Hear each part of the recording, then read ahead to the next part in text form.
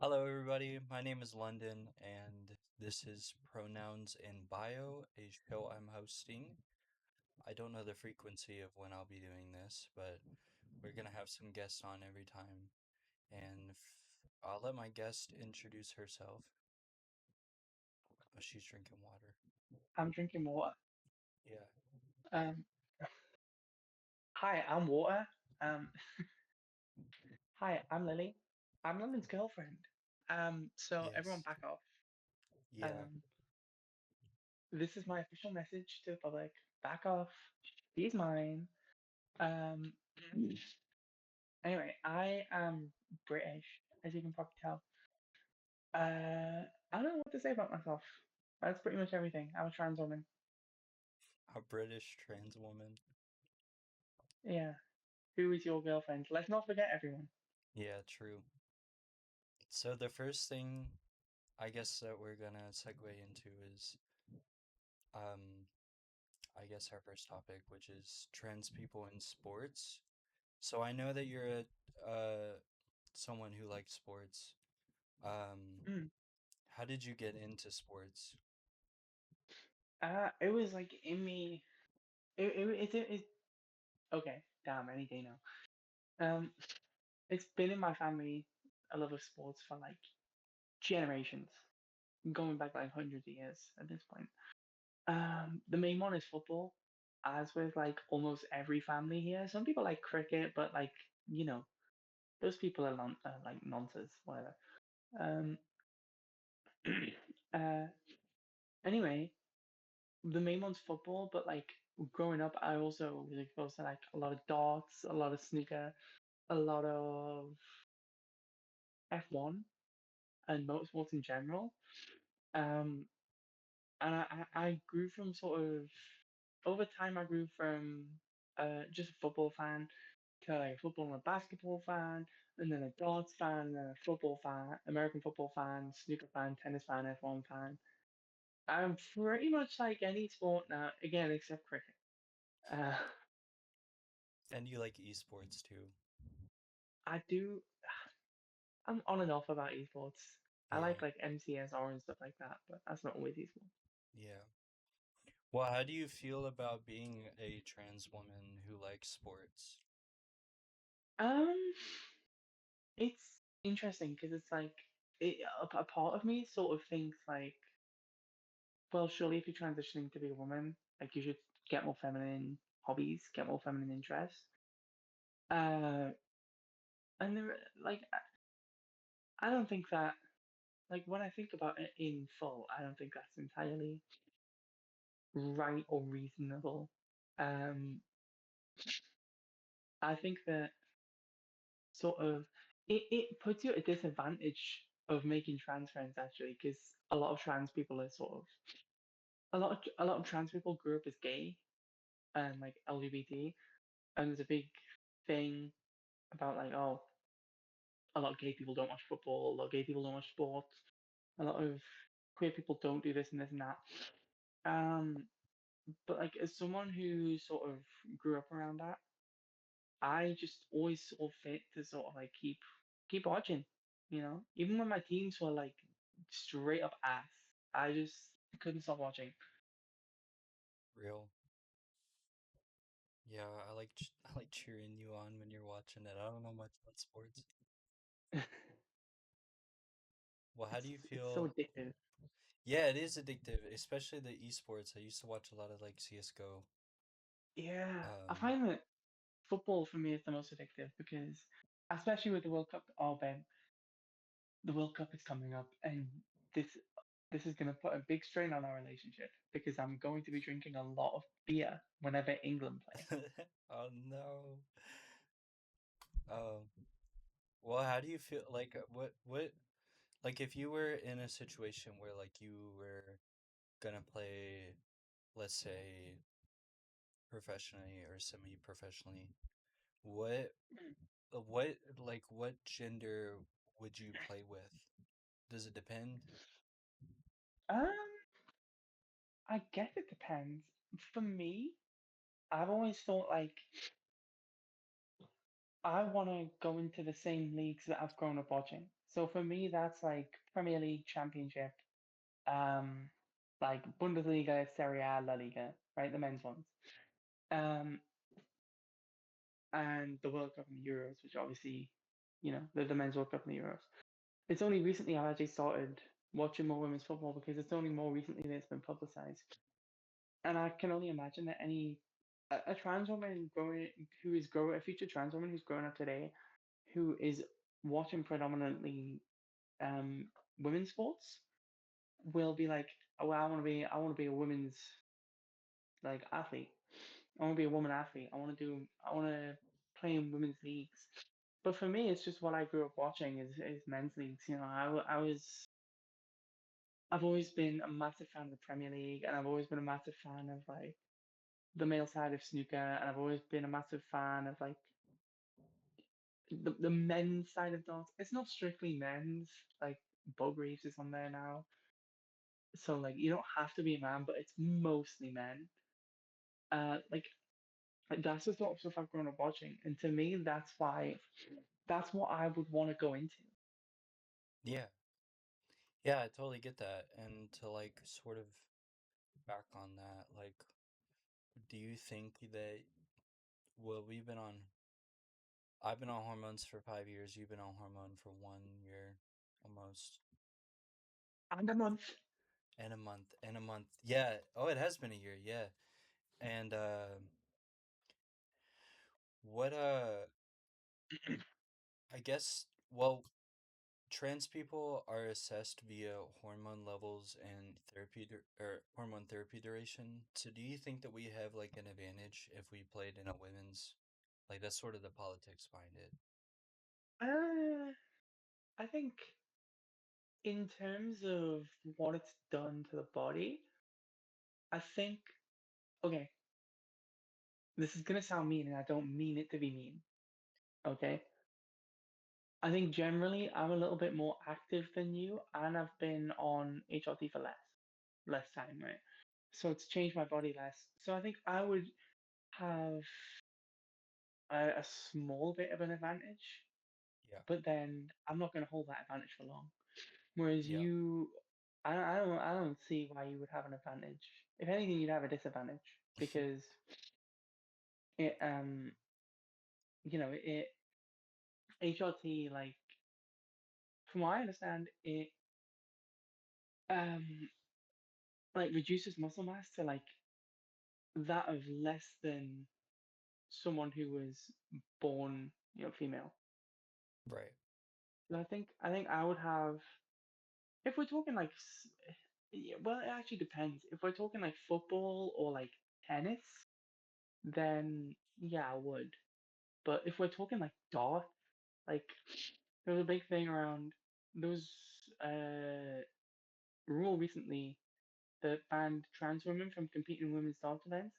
And the prevailing sentiment I heard from that was like, "Well, being a man doesn't give you a better throw, a more accurate throw. So like, what's the point?" Um, so in sports like that, and snooker, um, stuff like that, I don't see why there would be an advantage. Yeah. Yeah, I think most of those sports are even like co-ed anyway. Yeah, Uh, so I guess we've got that. I mean, trans people don't really pose a risk to no. anybody's anybody. Oh, I would like to say like one thing I was thinking about is with me saying like, oh, I would prefer to play in the men's league than the women's league because it's just what I've grown up watching. A lot of the time I think about that and I think about like, okay, well, if I was successful in that men's league, right? If I managed to become like a star player in the Premier League, for example, um, would that hurt or help the trans community? Because it would show that on one side it would show that trans people can do these things, but on the other side it'd be like, well, here's a trans woman dominating a men's sport, which is more reason why we shouldn't let trans women in women's sports. Right. It kind of reminds me of like if you've ever watched Incredibles at the beginning whenever Dash is in competition. They're like don't they're like yelling at him not to be in first.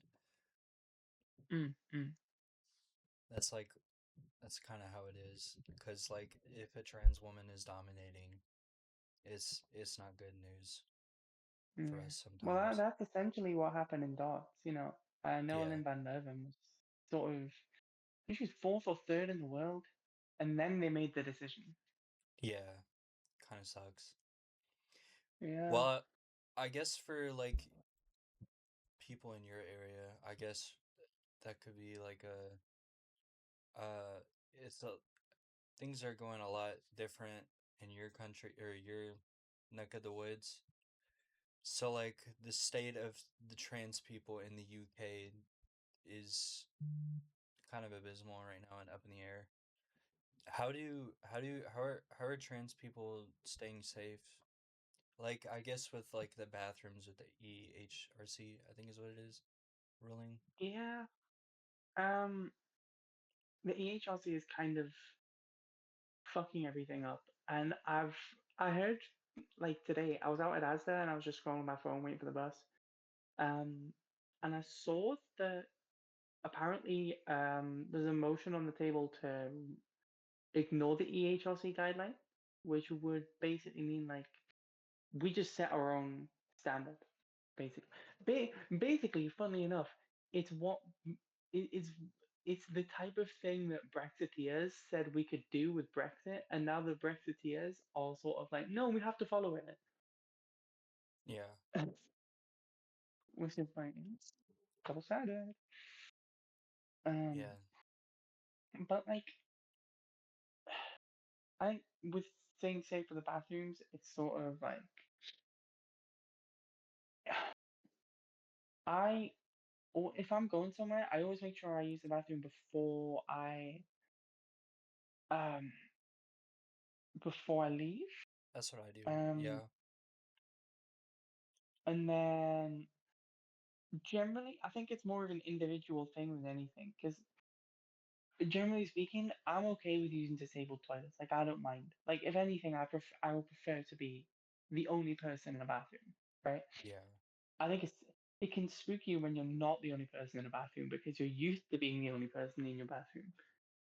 Um, but I think that that also comes with a lot of caveats. Like a lot of people find it um upsetting to do that, and then you have to think about like, okay, I've got a disability, but it's a hidden disability, right? I have autism and ADHD. You've also got to think about people, for example, in wheelchairs or using crutches or walking right. sticks that need the bathroom but they can't get in there, right? Mm-hmm. Because there's someone else in there. Um, Again, an individual thing, but I generally don't get any shit when I'm in the bathrooms in public. Yeah. Um, um, I'll be honest, the only time I really use the women's restrooms in public is in spoons. And it's usually because there's just something about the atmosphere of spoons that makes me bolder and braver. I don't know if anyone from the UK will get that, but like, there's just something about the atmosphere in spoons that's like, yeah, I could probably do that when I'm like three pitches in. Yeah. Oh, I can't wait to go there. Oh, it's great. So like, okay, so the UK, okay, so the bathroom situation, I don't know. But like the for trans people, the medical side of things is sort of like an even more anxious kind of thing, Mm, mhm. especially with NHS wait lists. How are you handling that? Um, well, for me, I've just been DIY. Yeah. Um, funnily enough, when I was still at uni, I was talking to my flatmates about this. Um, I was saying like, you know, some some places in the UK, I think it's Edinburgh or Glasgow, it's one of them. Um, there's a 222-year wait for HRT. God. Yeah, I think the average wait is like 15 years at the minute. So, you know, um, not all of that is. not all of that is um like anti-trans stuff. Obviously, there's like menopausal women who need HRT and stuff like that. But um, it's ah sorry. Um, it's sort of a tough situation because when I was first starting to come out, I was told like, oh, you need to go on the HRT wait list. Um, and it should be a maximum of 6 years. And I thought, well, okay, if I go on the HRT wait list now, I'll get HRT when I'm 22, right? Because I was 16 at the time. That was awful. Sorry. Um, I was 16 at the time, so I thought, well, if I go on the HRT wait list right now, be 22 when I get HRT. Right. Um, I went on the HRT wait list, and then my time went up from a max of 6 years to a minimum of 8 years. And so that I was trusting in the process. And then that was the point I was like, fuck it, I'm gonna do DIY. And I reached Yeah. out to some people and I was like, yo, could you like sort of um could you like give me some pointers and stuff? Um and everyone I talked to was very, very helpful and helped me a lot. How to do it safely. Like I got shown how to do it safely. I got told like this is what you need to get. I got told like this is where I think you should get it. Um, and everyone that helped me was very, very amazing. Um, but it speaks to the state of the NA, and it's a symptom of the wider NHS rot that's gone on, right? Because the NHS is being privatized left, right, and center. Um, the, the there's some wait lists that have right to choose. I don't know if you know what that is, where it's like if you're on the ADHD wait list, for example, for a certain amount of time, you have the right to go private for no extra cost. Oh, right. Um, but it's not the same for like HRT. It's not the same for like depression. It's not the same for borderline, which I'm being looked at for right now. Um, it's a symptom of the wider NHS rot, I think, but it's the worst. I would say it's less of a symptom actually, and it's more. Well, it's the worst symptom. It's the most extreme symptom because I don't know any other wait list that is 222 years long Yeah, or that's an crazy. average of 15 years. Heart donors don't have to, heart recipients don't have to wait that long. That's crazy. It's insane. Yeah, honestly, it's and it all kind of boils down to like the politics and everything and Hmm. how things are going, and that sort of like is I guess I'm gonna segue into the next thing is like the potential future of trans people in the UK, especially with like which party's gonna win, um, and everything. Yeah, it's sort of like the way I see it is okay, it was a two-horse race to me, but now it's more of a three-horse race because for me, Andy Burnham is coming in, and the whole reason, one of the bigger reasons Labour is unpopular right now is because of Keir Starmer just fucking hanging on and just being so milquetoast, bro. Anyway, I think the outcomes will vary very wildly, whether it's Reform Labour or the Greens that win the next election, or whether it's like a Reform Tory coalition, for example, which is one thing I've seen floated about. Um, I think that if the Greens win, everything should get drastically better, right? There'll be a lot more um there'll be a lot more responsibility and accountability from a Green government than I think we would see from a Labour or a Reform government who just sort of want to stay in power. Um, the way I see the Greens right now is that they don't just want to stay in power; they actually want to make the country better. Um, Mhm. but if Reform was to win, Oh, we are fucked. We are fucked. I think it's looking like Reform are going to win right now, but I would suggest that again, politics degree. Um, Look at me, I've got a big fancy politics degree. Um, I would suggest that if a general election was called right now, I think the Greens will probably surge. I think the only reason they're so far behind in polling is because people think, well, it's nowhere near a general election yet, so like we don't need to say we're going to vote for the Greens. Um, but we will eventually vote for the Greens. Um, that happened in Manchester. It wasn't Makerfield. It was Gorton and Denton, Hmm. where the Greens came out of nowhere and took it. So I think we would see vastly different outcomes based on Green or the reforms. And then if Labour kept power, I don't know. I don't know. It depends on whether the next Labour leader is like Angela Rayner or Wes Streeting or Keir Starmer or David Lammy or any number of people, right?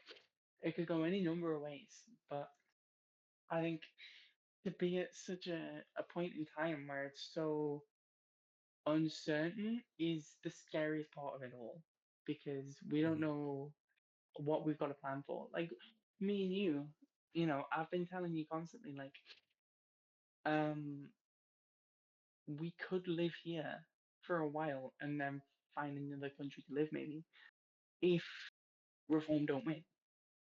But if reform win, then I'm gonna have to prioritize getting myself out and then getting you to join me. Hmm. Yeah, that's how You know. things are probably gonna have to go. That sucks. Mhm. Because things keep getting worse here and there. Because I live in Yeah. America. Yeah. No, you don't live in America. You live in America. America. You live in America. How's You live that in that water? country, Jack. Hmm? How's the water? It's salty. I think it's tears. Oh. No, what was good? What was good? Well, I guess that's all the time that we have for today, but I really appreciate you being on here and helping me with the Hmm. first episode. And if you guys like this sort of content, I'm going to be doing much more of it with other people. Um, and I'll probably bring Lily on another time. But yeah, so do you have anything else to say? Um. Eat ass, smoke grass, die fast. Those are the words I live by. All right, well, I'll see y'all later. Y'all have a great weekend. Or I guess it's already Tuesday, so I don't know. I'll see y'all later. Bye, everybody.